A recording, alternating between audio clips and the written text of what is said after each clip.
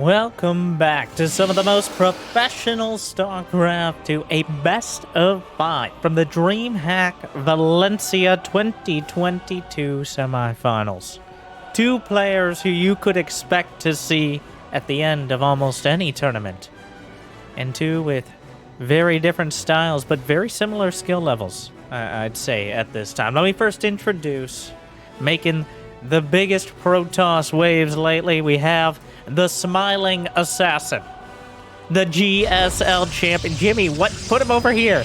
Oh my god, he sneaks up on you. Well, it's herO. One of the easiest players to root for, not just because of his gameplay, but because of his personality. What's not to love? On the other side, though, a bit more of a villain, if only because of his casual confidence and even more confident plays. It is, of course, the final boss. It's Dark. He just does not get rattled. He does not get tilted. He does not respect your position in the game or out of it. So many games Dark has won by simply outlasting his opponent, by simply staying in the game for long enough for them to make a mistake.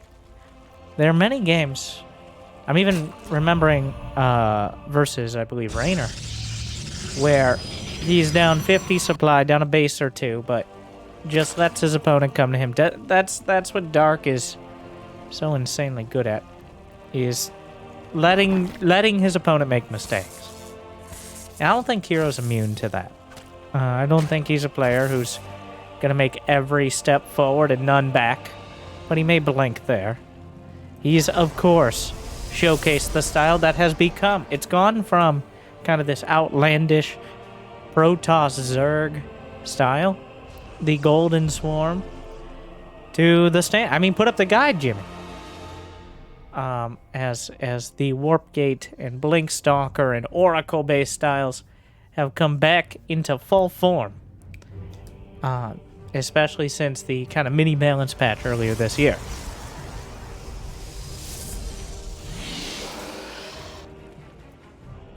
I would love to learn more.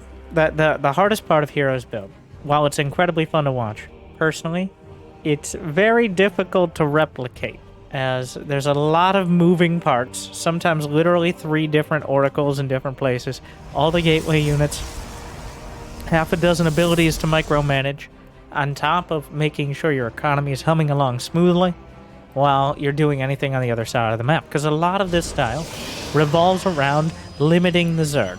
The not two, but 3 Moracles are the key to the early game. You have enough oracles to scout reliably. You have enough oracles to burn any queens who might be so ambitious as to walk across the map, especially since they can't transfuse. And, of course, the utility of stasis, revelation. There's essentially nothing Zerg can do to contest air units on the other side of the map early on.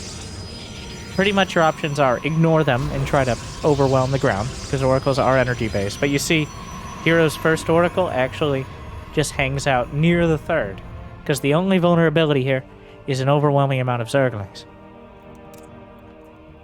The third base was scouted Dark, kind of in default mode. You got Zergling speed. Is he back to 3 in gas? Yes. Creep. Couple of depths being sent out. Second oracle and a Phoenix is a bit of a different choice as the third option, looking to take out those overlords. Notice 2 of them on his side of the map. Forge, Twilight, as we move towards the ground path here as a follow-up. Dark, on the other hand, what do we got? Evolution Chamber, Baneling Nest. I assume a lair is next on the agenda, and it looks like he wants to go towards the melee attack with that Baneling Nest. 4 drones, 5, 6 drones for 2 adepts. Not bad. And what a key timing, too. The timing of the drone kills is so important. Just getting 6 drones at any time is not necessarily great. But Dark just laid down a few more of his infrastructure buildings. He only had about 40 drones. He was actually pretty conservative on the drone count, intending to make sure he pumped out these queens to deal with, because everybody knows herO's going to go for the oracles of some sort. Might have been a little bit surprised to see even a single Phoenix out. But Dark bouncing back. Those two adepts shading in and just kind of trading out. Also gave away that herO has no real interest in a huge follow-up attack. Yeah. Don't you dare. The drone is actually inside the Overlord, creating one of the more awkward. Oh, yep. Are you kidding me? Well, you snooze, you lose. And that drone, chloroformed by the Phoenix, maybe happy that it's no longer going to be forced to stretch itself out into a massive hatchery, but that's straight out of Carbot. He delayed the hatch to some extent. Oh, beautiful wall here. Always that's one of the key parts of Protoss that separates even some of the top players from everyone else, are the little details. Like, we have a perfect wall off here with almost no ability to get a concave when Zerglings aren't going to be slipping by. This little area can also be walled off later on or just force fielded. It kind of funnels the units in, but almost everything can be hit by the shield battery. The shield battery, which isn't next to the minerals, because that would actually block mining kind of significantly. It's next to the Nexus, and the probes kind of slide around. Shield batteries in the mineral line are always a little bit finicky in how you want to place them, but usually you aim for the gaps in the mineral patches. Queens didn't get any of the oracles. They're still trying to do whatever they can against the creep. Phoenix just kind of casually, and this is Dark being Dark, just chilling. The gold base here on Cosmic Sapphire, though, scouted, making some a bit of a cannon spread, minimize banelings, and make it harder for Zerglings to get through. Dark is at 80 drones. He's spamming Hydralisks. And, well, Hydras are not the hardiest unit, but they are amazing at killing Stalkers. A Revelation spots the Hydras. An Adept shades into the natural. He will get a decent scout here. Another hatch is on the way. This is 79 drones. This is full production for the Zerg. herO's actually moving out into it right now, but Dark has been spamming units for over a minute. He pumped out that drone count. He's very happy. Come on, let's go. On the creep. I think herO's starting to realize part of the intent of moving out here is to force his opponent into units, but Dark has gotten that drone count up so goddamn fast that... Yeah, 2 Archons on the way. Now, herO, as always, keeping his supply up. 10 warp gates. Helps a lot with that. The only detection comes in the form of Oracle Revelation right now. Does he even have a robotics facility? He doesn't. A lot of Banelings. Force fields. Force fields uncontested. There are no Ravagers here. Yeah, he trapped... Oh! Has to land that last one. Traps in a few Zerglings, but doesn't want to risk the flank. This is actually... I'm sure the Zealots want to... Whoa, okay. A bit of an own goal there. He trapped in the Baneling, so that way he could throw the Zealots into them. Really? No Zealot at the natural? No warping? And the Zerglings get into the main. This is how things start to fall apart. Stasis holds the line. Drones on the other side of the map, not related here. Zerglings in the natural. 5 probes. A single herO Zergling. Meanwhile, the few units that were in the stasis froze and joined by the rest of the army. The Hydras find a nice concave, but shield battery overcharged. Banelings chasing probes. +2 melee attack, not done. 29 probes, though. Banelings into the natural. 35 probes in the last minute. Oh my god. Dark. Obliterating 4825 minerals and 275 gas. To a fraction for herO. herO leaving the door open, letting the Zerglings in, and no good can come of that. He's going to try to take another base, but he really needed 10 or 15 more probes to justify that move.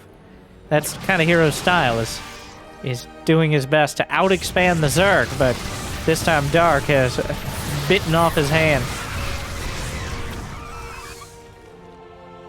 Alright, some Stalkers. Sharking around. Honestly, Stalkers don't even want to be in the same screen as this army. The Stalkers are just not going to do much against Hydra Zergling.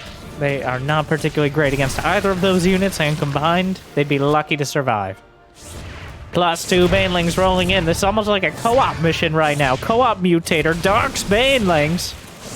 Oh my god. You don't see them coming till it's too late. 14 probes down. The Nexus, that was so optimistic, is crushed. Banelings just roll into the mineral line. And every way we look, darkness encroaches. We need a hero, but there's none left.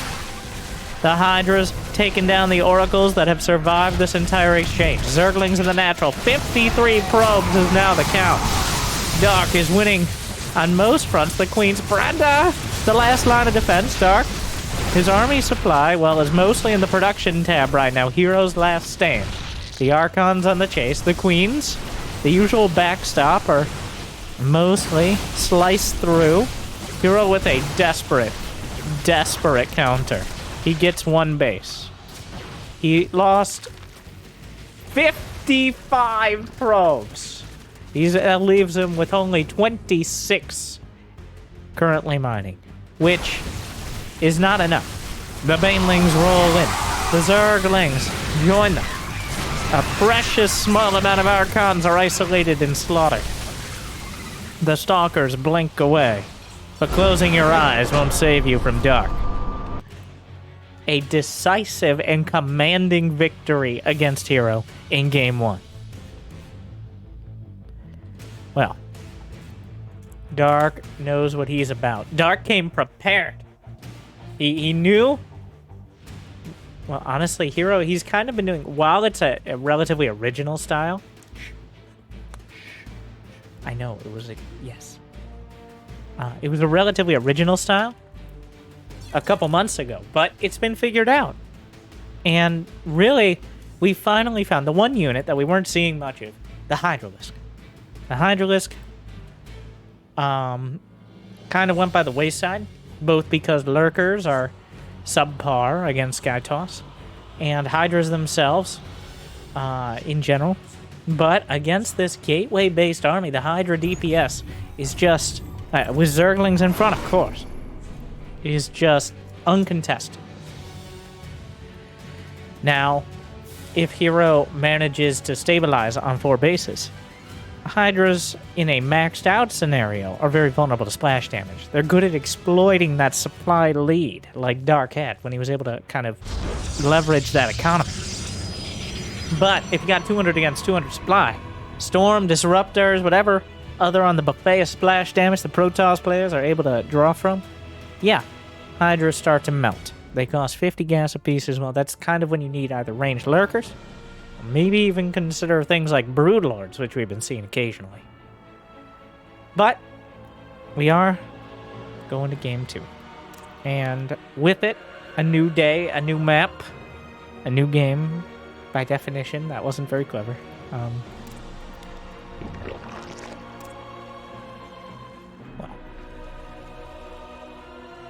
I don't, like, it just kind of felt like Hero never really started anything. Usually what we see with that style is the oracles, or that, you know what, I think that's it. In a bit of a retrospective, the oracles never really found anything. They killed some creep tumors. They never really went for the drones, no stasis wards, at least no stasis wards like in the mineral lines. He actually went for a Phoenix to clear overlords, which usually we see a 3rd oracle out of him in order to facilitate all that oracle damage, so maybe that's it. That's usually what you see controlling the drone count and keeping the Zerg busy. Not one Phoenix showing how sick, how much it can lift when it comes to a drone, denying a drone at the 4th. I do love, like, I want to go back to that moment where not once but twice Hero lifts the drone. And it wasn't immediate, but very quickly Dark was just like, well then I'll bring another drone. And I'm a little embarrassed, but I think also in the majority when I admit I didn't think of that. But, like, it's just so clear to Dark. He's like, well, then you just bring a second drone. He's not even killing the drone. He's just temporarily embarrassing it. So, and that is just how Dark do. Oh, the Stargate a little bit hidden. It is very intimidating to play against him. He doesn't have a clear weakness. I've never seen any particular style be reliably effective against Dark. He'll lose games, for sure. But a lot of the time it feels like you snuck one over on him. Or if it was very close, like a razor-thin margin.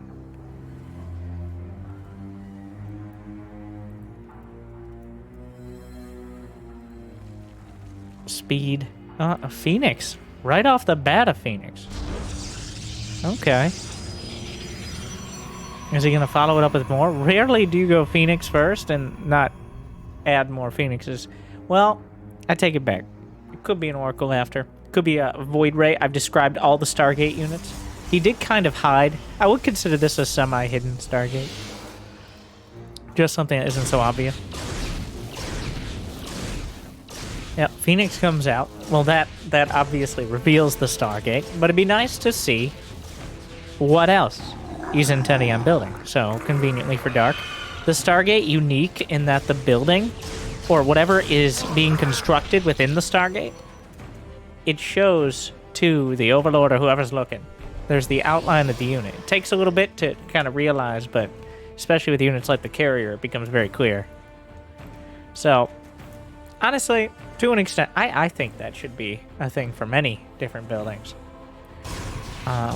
Though you can, every building in the game, in one way or another, has some sort of animation or indicator that it's producing something. Like, the hatchery, essentially Zerg buildings have just breathe heavily, is the most uncomfortable and accurate way, I think, of describing it. Like, oh, it's a big one. Got Big Queen coming out here, and okay, all right, let's edit that part out, Jimmy. It's getting uncomfortable. Same those for Evo chambers and all that. Usually, Protoss and Terran buildings either move around a bit or they light up, or in the case of the Stargate, they kind of just show you what's going on with like a billboard. Of course, players can't see these little indicators. These are for us as observers who are probably not as fast and also would rather know what's going on. The building I've always struggled with is the Twilight Council, but the Twilight Council has these little flashing lights. That's about it. And then, of course, if they're... Okay, like, it's actually so hard to see the Twilight as another player that sometimes I've seen it work on pro players where a player will chrono boost nothing. And then it's just like, oh, he's going Twilight. And there's a Dark Shrine somewhere or something. In this case, he's not hiding from anyone. He's getting his charge as fast as he can. Hero's going for a big charge timing. How many gates? 4 plus 2. It's going to be 6 gates. No forge. But he is still building probes, so he's not going all in. But he's trying to put some real pressure on here. A Baneling nest just completed. Lair just started. Lair just started. So Baneling speed is a long way off. Okay, so herO with the Phoenixes here. The Phoenixes are like the hype man for the Oracles, okay? Like, oh, this queen right here. Get her. Come on. Over here. Over here. She's right there. Yeah. Yeah. How do you talk so loud and be so annoying when you don't even have mouths, Protoss? Oh, we just think very annoyingly. You ever been there? Well, here come the Banelings. The charge lots. Some adepts into the third. Didn't find much because Dark pulled away. herO was kind of focused at the front. The Queen shut down most of the air. They held the line against the charge lots. Proxy pylon warpens. All right, adepts into the natural. Dark is at 64 drones. That count's going to dip slightly. So far, a lot of zealots have gone down, but herO does have the economy to continue warping them in. He's gone to 8 gateways. What are we looking at right now? Yeah, we're back and forth on the income. About even, since Dark isn't able to reliably mine. Oh, yeah, another one! I got it. Come on, guys. Arthos are like, we can't hit them while they're in the air. Phoenix goes down. Everyone's happy about that. Everyone liked that. Lings and Banes. No Bane speed from Darky. Prioritize the +2 attack, but the Banelings are going to close the difference. Distance? Yeah, distance. Baneling speed gives the Banelings +5 HP and also the speed. But if they can still hit the Zealots, they do the same amount of damage. So Baneling speed not important against melee units as much for that reason. Oh, he manually detonated the Banes as the Zealot sidestepped there. Roach Warren on the way. I'm surprised we don't see Baneling speed at all. I think that has to be an oversight out of Dark. Like, clearly, he wants Baneling speed at this time.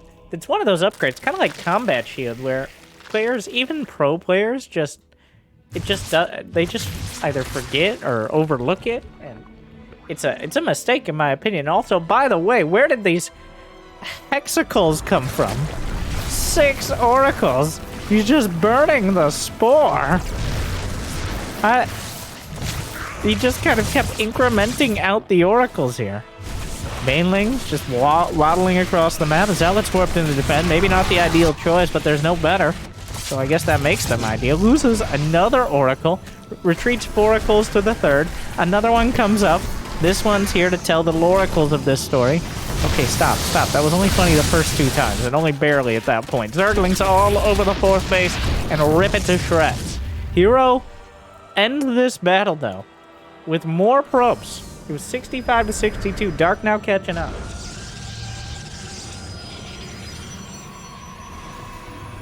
A hectic game. There's the Baneling speed. Yeah, just a straight up mistake out of Dark. And that may give herO... Honestly, with Baneling speed, this could have been much worse. Those Banelings had been even like 30% more effective. They easily could have been in the 3rd base mineral line. And we saw what happened last game when Dark's Banes start rolling in. Another attempt at a 4th. Dark is now comfortably mining. He's gotten up to 71 drones, which is not great, but it is good. It's enough to build those layer tech units pretty reliably. He's got a macro hatchery for extra larvae in the main. Yeah, I love the way Dark... Like, this is just a classic style. We see this again and again as time goes on, as people kind of rotate through units. The Hydra Ling Bane kind of went out of style when people were getting particularly effective at Sky Toss, as it's just not very feasible to break a Hydra, or break a particularly accomplished turtley player with Hydras. Hydras, they can't fly, and neither can Queens. So, much to their dismay. And since they can't, they really can't focus on dealing with those air units nearly as reliably. Of course, the reason herO has not been going for that is, like, a lot of players, including Dark, have gotten a lot better at the late game. The 200 supply, like, Viper and Fester style. So you lose a lot of opportunity to gain advantage or even win the game earlier if you just try to turtle the Sky Toss. Which is, despite being a difficult strategy to dismantle,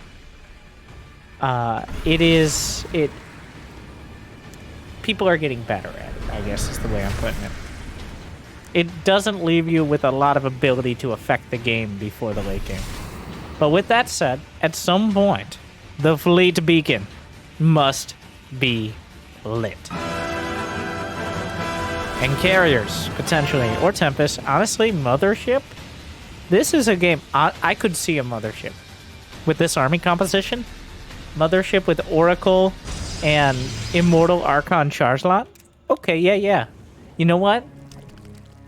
herO, please, listen to me, past herO. Not just carriers, but Mothership the Stasis, targeted. I don't even think there's a Lurker Den yet. There is no Hive, there is no Lurker Den. Dark is going. He's got 104 supplies, making 27 more Banelings. Storm just started. But, oh my god, good luck breaking this. Multiple stasis on the back line. Even if he does deal with them, some of them will trigger. Oh, well, the banelings are rolling through the back. 16 more banelings in the third. Dark is everywhere yet again. 19 probes down. Supply is plummeting. Dark. Oh, well. No. It looked like herO was stabilizing. Not anymore. Dark just runs him over. Oh my god.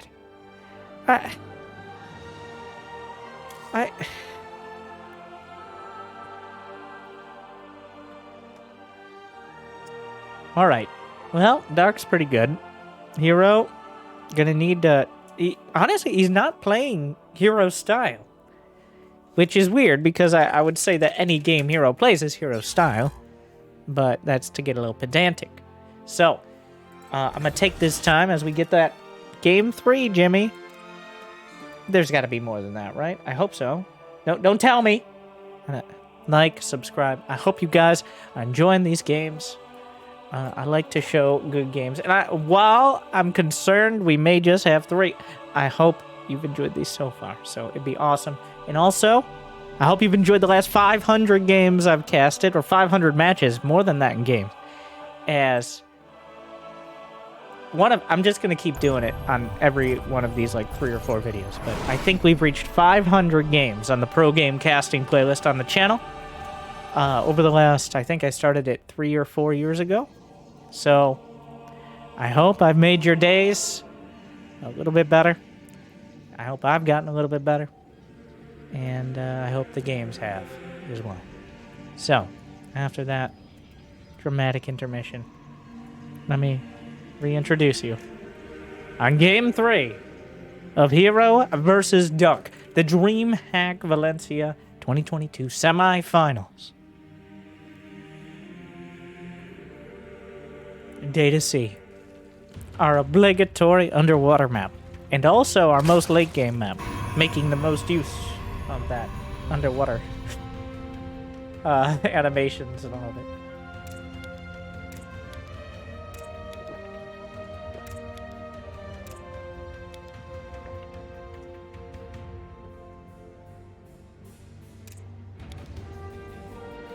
So, what do I mean herO hasn't been playing herO style?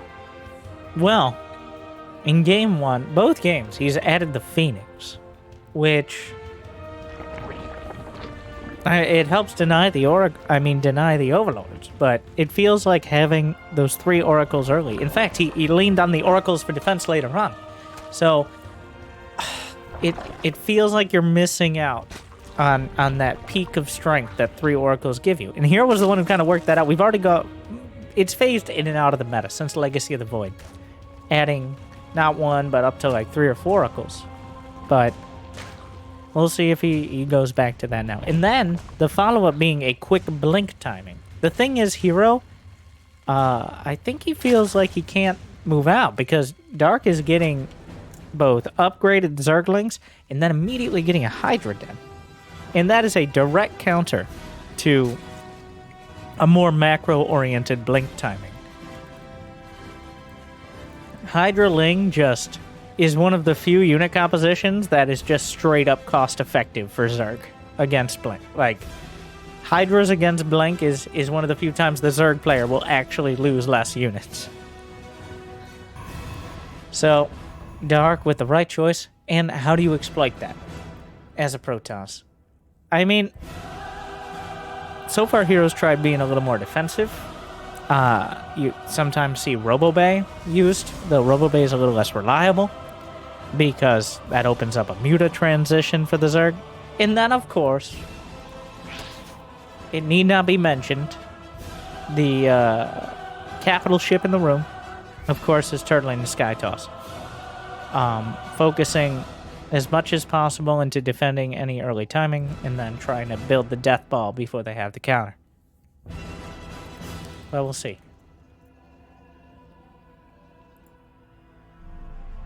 And I do like casting these full series. I've always debated. The YouTube algorithm, the finicky thing, it always is. But I've tried casting individual games before. I think you don't get the full story, because it's kind of like a ladder game then. We know how terrible those can be. I love in these series that, like, the strategy, yeah, at risk of sounding generic, but the strategy and mind games that go in at this level, to both the maps, like what game of the series, what the meta is, you could see all of them factoring in. That's just so many extra layers on top, like a onion loot box. Okay, you never know what you're gonna get, unless you listen to my commentary, in which case I hopefully enlighten you slightly. You have a revelation or two. So this game, he's going for 3 oracles. Okay, so herO is falling back. Is it that much of a difference? I don't know, but that's kind of what the build is known for, and I'm so surprised he wasn't going for it earlier. Immediate Forge behind it with a 3rd Nexus. Very greedy, but manageable greed. The oracles deny everything but the most committed attacks. He can either keep one at home, he can recall, or if his opponent invests heavily in unit, if Dark invests heavily in, like, Zerglings, he knows the drone count is much lower, because believe it or not, Zerglings are not drones. Write that down. Write it down. The Queens, oh, hunting the Oracle, but the Oracle, it can fly. Oh, pretty OP. So we're seeing it right here. Oracles on both sides, opening up opportunities, as the Queens simply can't be everywhere at once. Spores don't cover the entire mineral line. It's just not enough.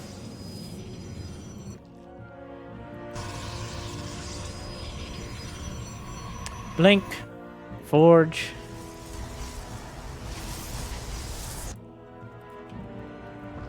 Yeah, this is like, right now, this is the herO build. This is how I would describe it. This is the closest we've seen so far. The Moracles into the blink and +1, adding 4 more gates, and then warping in enough stalkers to threaten, and then adding a 4th nexus alongside additional gates. Stasis on one side, oracles. The stasis tried to push the drones away. He did lose an oracle, so a little sloppy there. The stasis to try to push the drones away into the oracles. On the other side, the alley-oop maneuver, as it is. I'm sure herO calls it that too. He's making another oracle, trying to bring that count back up to 3. It's the number, all right? I'm telling you. And the stalker push out. So yeah, herO was sandbagging before, but now, underwater, you can't sandbag. At least not very effective. Well, actually, there's probably a lot of sand. Moving on. 4th base. Setting up. Dark looking for it. We'll find it nearly immediately, but he has other issues he's got to deal with. The blink stalkers on his doorstep. Blink in 10 seconds. But just the threat. Dark's drone count. He doesn't have a lair yet. He's at 67 drones, which is quite healthy. But that means he doesn't quite have enough units to deal with both the blink stalkers and to attack. So he chooses to attack. What will herO do? He's warping stalkers, a bit questionable. He knows the Zerglings are on the other side of the map. The oracles are coming back to defend. That's part of their purpose here. The Queens, bred to hold the line. Yes, they're called to fight yet again. And somehow they will hold. Proxy pylon here. He's actually at 8 gates. Was the 4th base a placeholder? Not really. But it ends up being less of a focal point and more inspiration to continue the attack. The blink stalkers. Blings trying to wrap around the back. Of course, they can blink out. The oracles can't get too close to the queens. Banelings without speed yet again. Gotta get that started, Dark. 12 Hydras on the way, blinking out, minimizing damage. Groove spines. Hydra range. The Baneling's actually getting chased by stalkers, but on the creep, I think hero's going to be a bit hesitant to push too much further. Yeah, Dark is just not getting Baneling speed. Maxing that Hydra count. Dark. Getting +2 melee as well. It's just a mistake. Like, he really needs to be focused on that when possible, because the extra 5 HP helps the banelings themselves tank for the Hydras. Any amount more shots. But the Blink Micro is good. The Queens just not adding that much. The Hydra count is too low. The Stalker count is too damn high. 33 Stalkers on the field, consistently warping in at a proxy pylon. Microing back. Autumn colors for the Stalkers, but the shields are replenishing. The drones are pulled. Desperation for Dark. And herO is breaking through. Blunks on top. And with it, herO strikes back. That's too much. Too many drones dead. Even if 20 Hydras popped out and cleared this out, that's about what it would take. It wouldn't be enough. This time,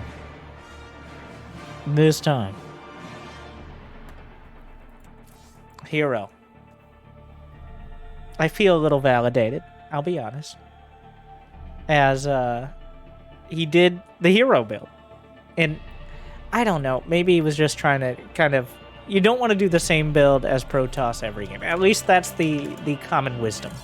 You got to pull another card out of your deck. But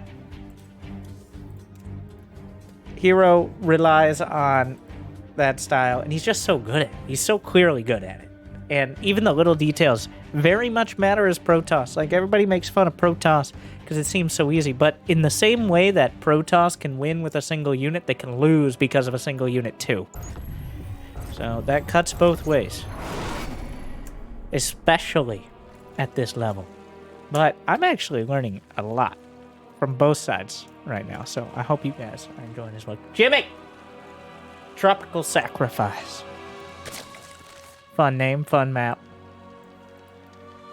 Fun times. Game 4.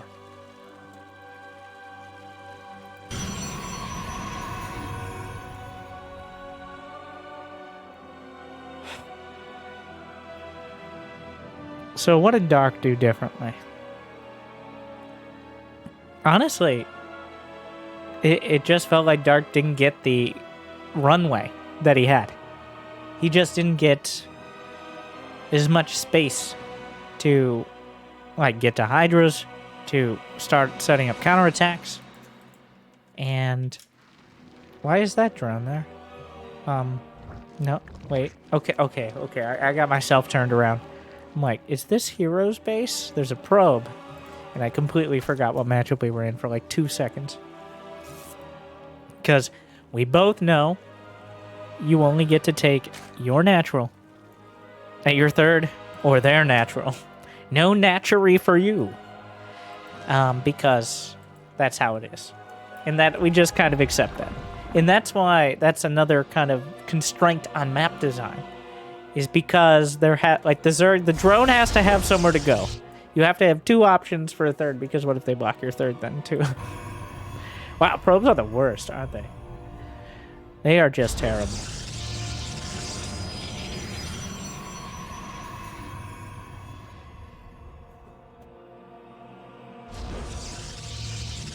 Get your Carbot Marine plushies. Limited time. Alright, the probe grabs some minerals and goes home.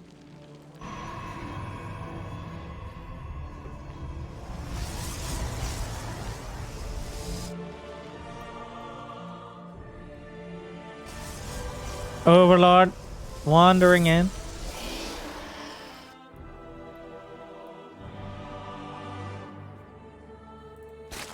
Metabolic boost, Zergling speed. And the rest of the production tab you expect to see. Stargate. hero's been just putting the Stargate in seemingly random locations in his base each game. I think trying to make it a little bit harder for the Overlord. Not all of them have been closer to Dark, at least so far. A Zergling. It's gonna make it in, which will probably see everything, which is unfortunate.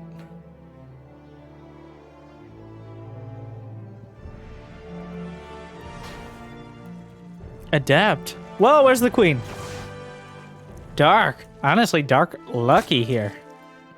I think the Zergling on the other side distracted both players, as there was no queen and there were only 2 slowlings. So that could have been 3 or 4 drone kills pretty easily from the Adept, or at least an incredible annoyance. Oracle number 1. I'm sorry, Oracle number 2. No, 1. That was 1. Yeah. Comes out, sent across. The Adept has so much information here that herO is confident enough to send the first Oracle out instead of just hanging out near the 3rd base. Yeah, the Stargate's right there. Maybe it is for proximity. Oh, misclicking a few drones. Gets 1, but takes a bit of a bruising. This Adept still hanging out in the mineral pocket here. Adept tries to shade away still. Like, it's done a noticeable amount of damage to this hatchery. The hatchery is taking like 400 damage, which it will heal slowly, as it does, but it's been there a while. I think it's more of an indicator of how long the Adept's been hanging out there. Is there a 3rd Oracle? Yeah, back at home. He's got all his bases covered in every sense of the word. Yeah, Zerglings running in. Looking for the Adepts. The Oracle's on standby for exactly this reason. Dark not committing to a bunch of lings. Just enough to shut down Adepts and then maybe counterattack. No Bane Nest. Lair Rush. Mutas? This is either for quick high... It's some sort of Lisk.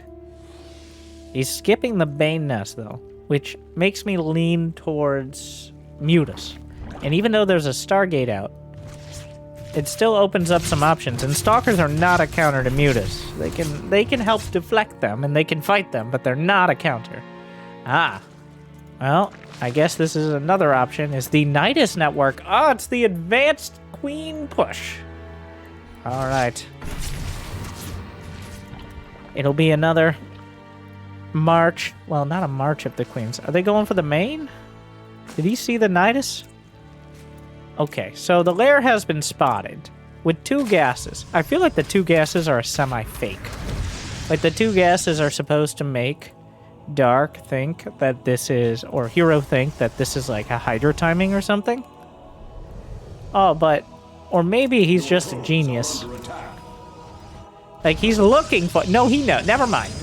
I don't know, he knows it's a Nidus. 100%. 100%. There is no question in my mind. I don't know exactly how he convinced himself that it was a Nidus, but he's right.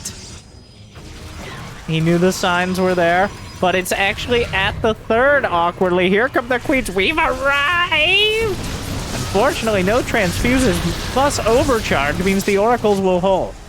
There's a Nidus in the main, but nothing sent into it. The overcharge doing a great job. The Banelings are going for the battery, but it's already done all the work it can really do here. The Oracles are going to run out of energy before... There's a... Okay. Yeah. You show them. A battery in the main, preemptively defending. The Queen is going for the Oracle. Might actually get it here. Stalker Blink is done. +1 finishes up. Gets the Oracle, so that's a win. But overall, this has not done enough for Dark. He's down 12 workers. He has no upgrades. He's starting drones in a Hydra den, which means he's accepting failure. Yeah, sure. There's a lot of Lings and Banes. There's an opportunity for that sneaky counterattack.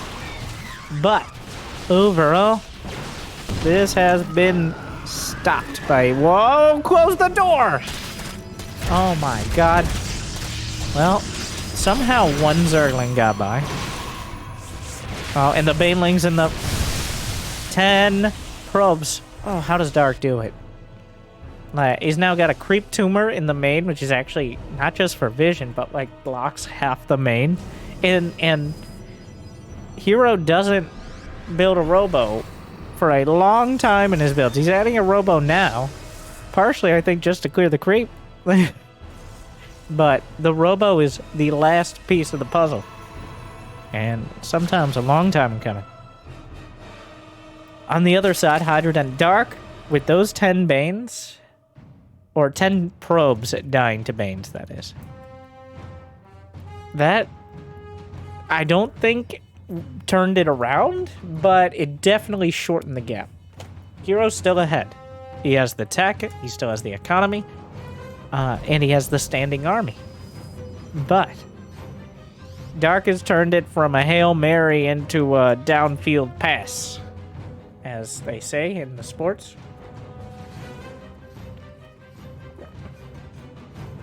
If he hadn't gotten those probes and kept those units busy, then it would be just hoping that hero blinks like into Hydras. That'd be about the extent of it here.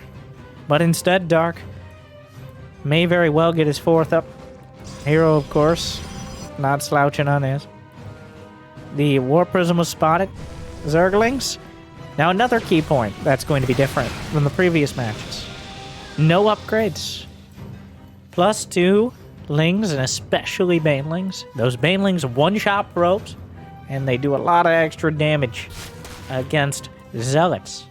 But with no upgrades, the Zealots can... I think it's at least one more Baneling they survive. I'm not a mathematician here, but there's no Banelings, so that won't be a concern. I can guarantee that.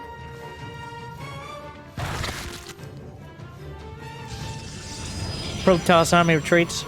Hero doesn't want to overdo it. I think this is the right call. You always want to be careful not to you don't want to let a Zerg player bounce back, because with Larva Inject, they can get so many drones so quick. You let them go, and suddenly they're back at your doorstep. But in this case, I think Hero feeling comfortable to max out and go. Just make sure he has all the pieces in place. He's got his 4th base secured. Maybe reaches out for a 5th. And then, once he's one warp in away from maxing out, let's get there. Now, this isn't ideal. As he tries to take down the rocks. There's a lurker down an infestation pit on the way. Some very optimistic Banelings out of Dark. Now, 81 drones he went up to, but that leaves his army value being less than ideal. There are no upgrades. He's finishing +1. He's got Hydra range, not speed. And right now, Hero, and there's nothing to break force field. There's several full energy sentries there to slice up this battle and dice it the way Hero wants. Yep. Layering force fields, isolating just enough units, and cutting them to pieces. Now, Dark still has a lot behind. The Immortals finally brought to the front line as everything else goes down. Stasis to backstop the retreat. Spotted here, but is still going to force... Yeah, he sacrifices a Hydra for it.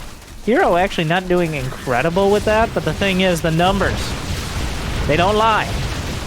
The numbers don't lie. A single G. Hero once again. Just back to basics. And holds. Beautifully done. Very solid execution. Dark, he got a lot more out of that Nidus. Hero knew him, he sniffed it out. The stench of Nidus on the winds is definitely one of those fan fictions that I do not personally want to read, but I'm not here to judge. I'm just here to commentate. So, hopefully you've enjoyed so far. But either way, 2-2. Into our last game, Stargazers is the map. I do think we'll have at least 2/3 of that map name in the build as well. As Stargate has been the choice 4 out of 4 games, we'll see if we can make it 5 out of 5.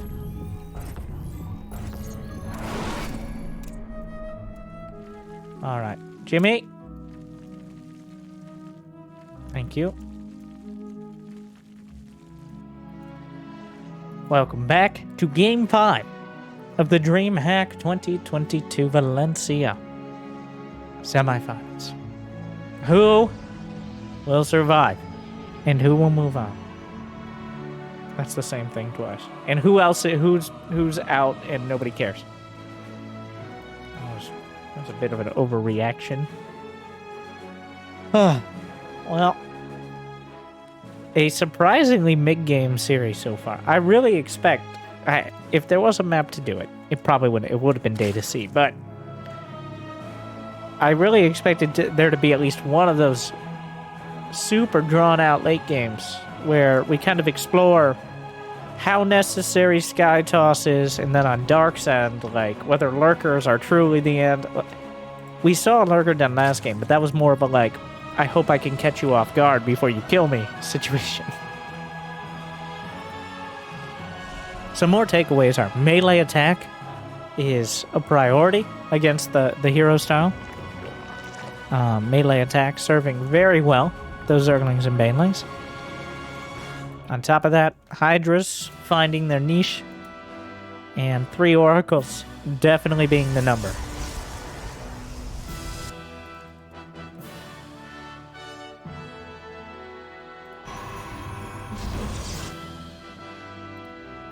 Alright, so the Pocket Base has 2 10 mineral patches, so 4 trips in order to mine out and build. And then there is a single wide ramp with 40 minerals in these patches. So that is 8 trips to and from a base. They are the hardest wall in the game. Enough nukes can bring down anything. But like Harrison Ford is hiding in those mineral patches. You wouldn't even know. No matter what's going on. That was a very convoluted and tangentially accurate Indiana Jones reference, in case you didn't get it. But I'm not confident enough in my Indiana Jones references to continue down this line of thought. But here we are. Stargate! It's a start. I was right. I knew it was a bold call when I made it, but I'm here to make those calls. Stargate it is.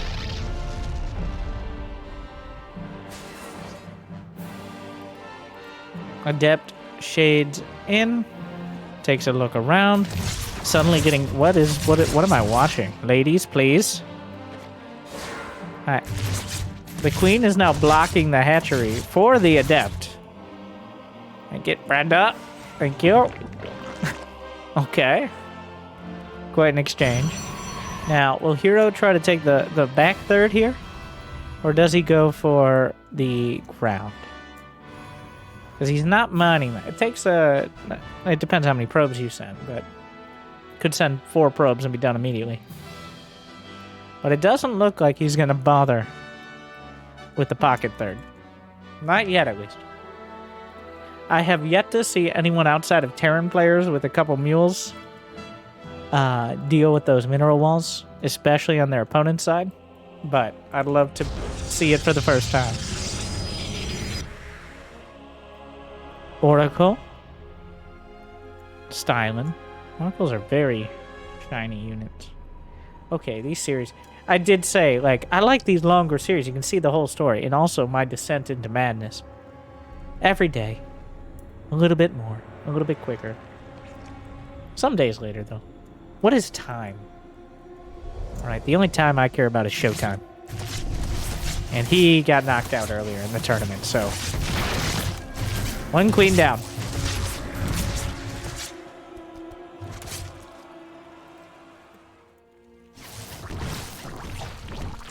Nothing particularly dramatic, but a queen, always a nice pickup. And seeing the queen count as a little bit of a scout in and of itself gives you that info that it's very unlikely to be like a rush to Mutas or, oh, he's taking the third of the third. Just kind of hiding it there. Also, did you know a lair has 500 more HP and +1 armor? Hive does the same thing to the lair. There was like 2 months where Serral was building lairs at like every one of his late game bases, just like for both the HP bonus and the consume with Vipers. And it did not take long for it to catch on, but then he just kind of stopped. I think everyone decided that 500 HP wasn't going to be the difference between 8 zealots killing it or not. Though, maybe if it was like 2 armor. I don't think hatcheries or lairs dying is a big balance complaint right now. I don't think this is something that needs to be addressed. It's just a fun fact. Okay. Some things can just be fun facts. No, pick a side, Winter. I'm on the side of good games for the fans, personally.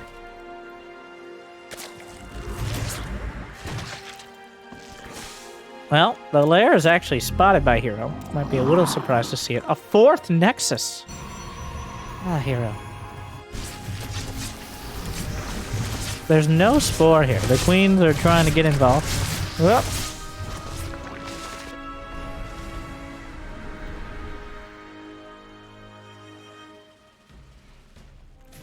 Well, Oracle, that pathing was a little bit questionable.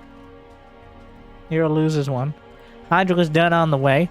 Dark not trying anything. He gets to 68 drones and is now spamming Hydralisks.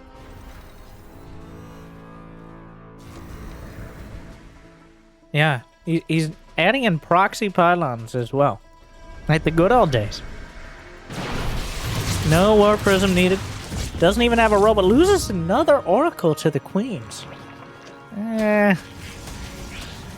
Is not really stacking upgrade here for herO.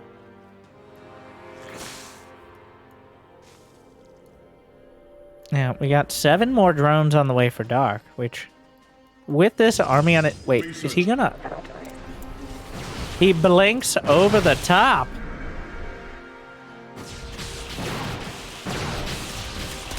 And, well, he's gonna drag some of these units back. You gotta be careful not to get too many.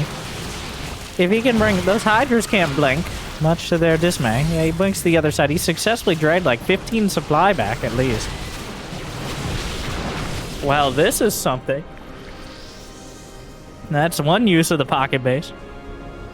And it's the threat of the blink, too. Like, at some point, he could just pull back, force field, and then use all his stalkers and get in. Like, he couldn't necessarily bring the sentries or anything. But, is he going to do it? He blinks. Yeah, he staggers the blanks just to, you know, make sure they actually make it. It's embarrassing when you mess that up.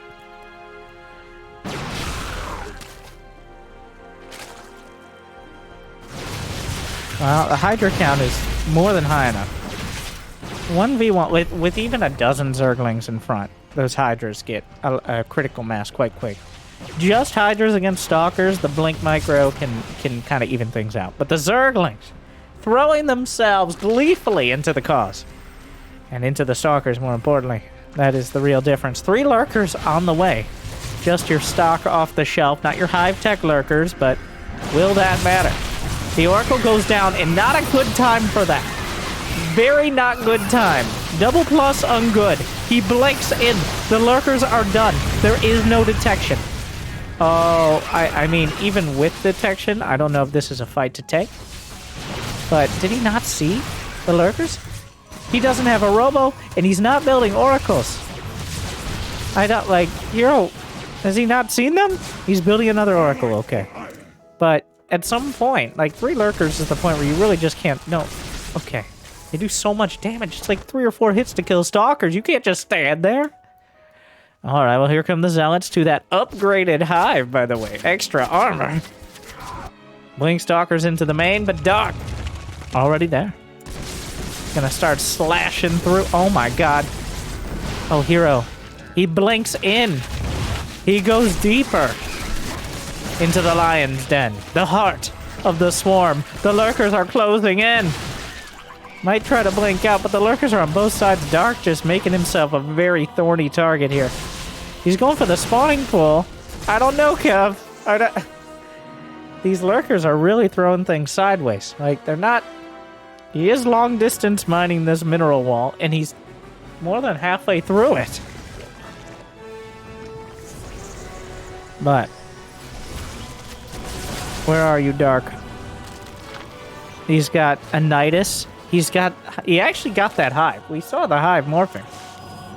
And herO has been stalled out by the lurkers. There aren't enough of them at 7 that he can distribute them across the entire base or entire map here. But, okay, where do we go from here? The revelation into the main. A whole lot of charge lots. The lurker count isn't high enough, but they're scattered well. And once they get... He actually went for adaptive talents before range, which is the speed and speed burrow upgrade. So that's a very interesting choice. You can really kind of tell the style he wants to play with that. Huh. And this is... Well, I guess we get our lurker game. Now, where do you go from here? Dark building his... Or herO building his first robos. When there's already double-digit lurkers on the field. 18? What? When did this happen? They're multiplying. Okay. Well, oh my god. Oh no. And from the darkness. Oh no. Oh, it's an absolute disaster. Dark. In game 5. Calmly, patiently waits, lurks, and then tunnels into the main. herO retreats to his own main. He's getting eviscerated right now. Just slicing through everything. The queens pop out. Transfuse it on the creep. Oh my, herO. He just wanders like he's in shock. Even if he cleans this up. At what? The reinforcements. The lurkers dunk the point home. herO. Oh no. What a decisive move. Honestly, Dark kind of has... This is like Dark with an enrage timer. Just waiting. Oh, you took too long. 20, you gotta try, but... As soon as he walked up that ramp into the lurkers, it felt like herO felt... He was out of options almost before he knew it. One of the more obvious, but also least expected plays, the later game Nidus. herO fighting for his life. But it's already over. The dark side wins. And that's why he's the final boss. Okay. He just knows how to win. Patient, confident, and effective. Well, what do you think? Were the lurkers too strong? Or is it just the lurker handler? Did you enjoy the commentary, or did you just wake up at the end and wonder how you accidentally watched an entire winter video? I don't know. But if you want to test yourself again, you have this one you can check out. Jimmy, thank you guys for watching Dreamhack Valencia 2022, and thank you for checking out however many number of those 500 professional matches. And I hope I made your day a little bit better. I'll see you next time. Good luck, have fun. Stay tuned.